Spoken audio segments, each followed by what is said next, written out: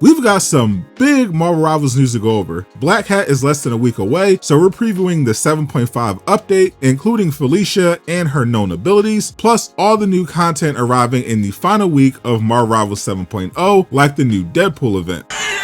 What to do, Durag Nation? We got a lot to go over, including first looks at new Marvel Rivals characters like Gwen Stacy. First, Hulk smash that hype button so YouTube shares the good vibes with more Marvel fans, and let's get it. Starting with this week, we have 3 new costumes you'll be able to get your hands on. Iron Fist fans are being blessed with his shirtless ESU costume, Lin Xiao, the Knockout, while Jeff and Deadpool players are getting a pair of matching Maid costumes. And we just got our first in-game look at the adorable Shark's Maid to Chomp costume today.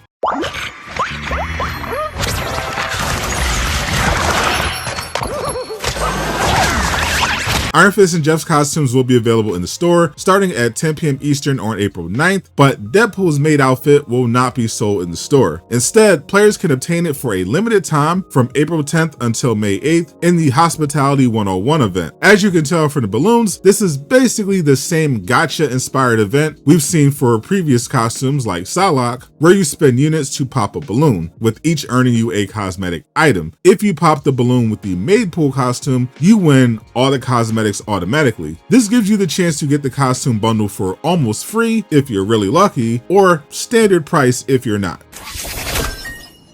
Thank goodness this book has pictures.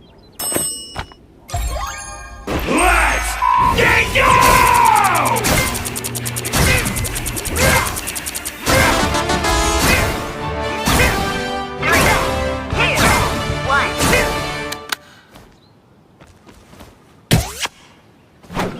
I have not been lucky so far with these events, but I have a lot of units, so it never really matters anyway. Try your luck later this week. The other big thing to arrive in Rivals were new character teases. The new map, Lower Manhattan, was as usual full of Easter eggs, and not just a trailer, which featured Kingpin, new villain the Gilded Saint, and a tease of upcoming Playboy hero, the Hood. More characters were found by actually exploring. Players found pictures of other notable Marvel characters like Dr. Connors, aka the Lizard, who made his debut in the Rivals universe as part of the Marvel Rivals Infinity comic, which focused on the prisoners Kingpin has at the Vault. It's cool to see their version was inspired by the TASM depiction of Dr. Connors with Andrew Garfield, the best live-action Spider-Man. We also got a look at another famous Spider-Man villain, Norman Osborn, aka Green Goblin. Based on his waves, Norman definitely sleeps in a durag. Rivals teased Green Goblin earlier in the year as part of a series of weekly polls where executive producer Danny let fans vote on which Marvel characters in development the players wanted to see added the most. Gwen Stacy, of course, was the 3rd Spider-Man character featured on the map, taking a selfie with a young Peter Parker while they were dating. Gwen is sadly always cursed to date Peter and meet an untimely end, though we don't know yet if Gwen is still alive, but typically she dates Peter first before he moves on to MJ. Hopefully she's still around so that we can one day see Spider-Gwen in action. But the biggest news is Marvel Rivals Season 7.5. We're less than a week away, so you should expect all the marketing for the mid-season update to begin next Tuesday. Black Cat arrives on the roster starting Friday, April 17th, and will almost certainly be a duelist, since White Fox was the strategist. People briefly thought she would be a Vanguard because of a misunderstanding with the height on her poster, but the Season 7 trailer confirmed she is not a 7'5" Amazon. But Felicia should still be a lot of fun to play. We know that her ultimate, and probably other abilities, will involve her luck powers. Felicia in the comics has the ability to manipulate probability to give her enemies bad luck, such as forcing them to miss when they shoot at her. But the Rivals lore revealed another very cool power she could have. In the Catch Me If They Can gallery card, Black Cat has a meeting with Kingpin where he hires her to steal the Tablet of Life and Destiny from Doctor Strange's sanctum in exchange for criminal immunity and a clean record. After Felicia agrees to take the job, she convinces Mayor Kingpin to give her the Ring of Zona from his private collection. The Ring of Zona is one of Strange's strongest artifacts and a variant of the Sling Rings. In addition to the ability to create portals, Strange uses it in the comics to make Spider-Man invisible. So this ring should factor somehow in Felicia's kit, though I don't expect her to be able to portal an entire team like Strange. I think it would be cool if she could quickly use the portals for movement and offense like Strange does with his Sling Ring in the comics and the MCU. Besides Black Cat, what I'm most looking forward to in Season 7.5 is the first Path to Doomsday PVE mode. Later this month we get the first of the new game modes that are adapting all of the Avengers movies movies, starting with Avengers 2012, where Loki invades New York on behalf of Thanos. This will be a 4v1 mode where the Avengers try to bring down the God of Mischief, who will be armed with the Mind Stone and giving all new powers not currently in the game. You'll also be able to summon Hulk under special conditions. The event will feature costumes inspired by the Avengers 2012 movie, with the first confirmed being for Loki. I'm most excited for this one and the PVE modes featuring Thanos that will arrive starting in August. That's going to be an insane time for superhero fans because the month after Thanos, we're getting one of the most hyped superhero games of the last 5 years. In fact, we're getting a bunch of new amazing superhero games, including something for fans who've been waiting for an open world Superman game. I broke down all 13 of the ones to watch out for. Click the video on screen to learn more. And a huge shout out to everyone supporting me on Patreon. Join for free so you never miss an update.